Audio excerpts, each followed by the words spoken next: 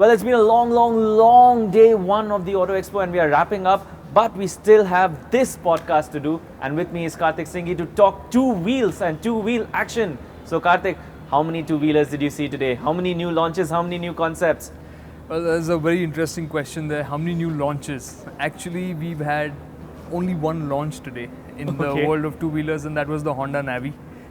Everything else has been an unveil. So in some ways, the Auto Expo loses out a bit of that flavor because you're seeing products, but everything's like, yeah, it's coming soon, and we keep digging and we get a little bit more information. But the only real launch today was the Honda Navi. And I want you to talk about the Honda Navi because that small little thing seems so much fun. Yeah, that's exactly it. I think the cool part about it is scooters, we've been talking about this, are very cool, a lot of fun.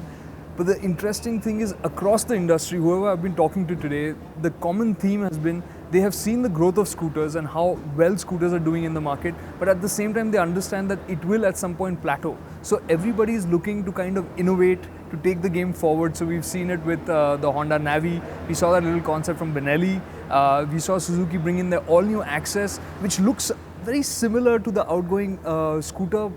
Styling is a bit sharper, but the tech underneath, the work that's gone on underneath is really phenomenal. Like, they've really taken the game forward with the Access 125, at least in terms of what they are saying in terms of specs and features. And the other one, I think... The European brand, is that the one? Yeah, I know, man. Imagine owning an Aprilia for the masses. That's really fantastic. So that is something we mentioned in our podcast pre-Auto Expo. Exactly, yeah. And we were hoping it would be the 150, and they've gone and done that. But still, right now... But they haven't named it what the original name is, right? Correct. So again, really nice to see a brand like Aprilia adapt for the Indian market. So they dropped the motard part of the name because they realized that nobody would understand what a motard meant. Yeah. So they just kept it SR and 150. They make a 125 engine in India as well as the 150. They very wisely opted to go with the 150, given the premium positioning that scooter is going to end up having when it launches. Alright, and you can watch more of the SR150 on our YouTube page. The first look video is already up. So why don't you do that and come back after this word from our sponsors. Narrowed down on your dream car? Before you buy, head to carloan.kotak.com and check out a wide range of new, used and refinanced car loans. It's hassle-free. In fact, your loan could be approved in just 2 days. And if it's a customized scheme you're looking for, they have you covered. Call 1-800-419-0090. Visit carloan.kotak.com or email carloans@kotak.com. Welcome back, and Karthik, let's talk about bikes. A couple of pretty cool concepts, right? Especially from TVS. Yeah, I think TVS has wowed the crowds, and they were wowed as well. They were saying that they were really taken aback, and in fact it was a very emotional moment for many of them when they unveiled the Akula concept, because the crowd actually started clapping. Oh, really? And for a company as small as TVS, that means a lot. And really the Akula concept, really cool. And there's a lot of behind the scenes stuff going on as well.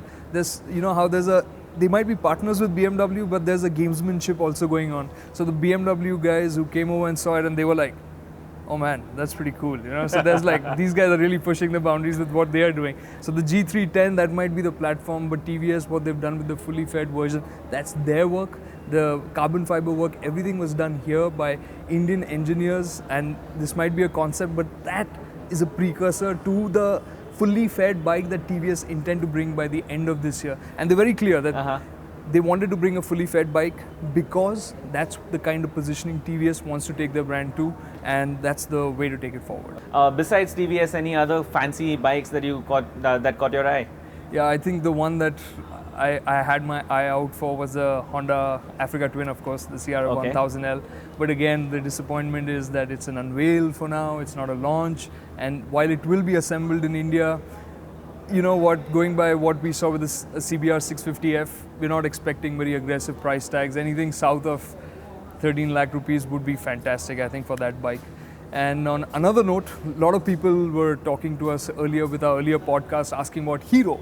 And I really have to bring a mention here that Hero is working flat out to build the next generation of bikes. There is a new focus, there is a whole mechanism at work to bring in the next generation of technology and next level of products which will do justice to the hero name and to the Indian market, considering how competitive it is. But the thing is, the high performance bikes are not on their, I mean, they're not in the current portfolio. So anything like we saw the Extreme 200 and the XF 3R, those are all bikes. Those are bikes that we're going to see 2 years down the line.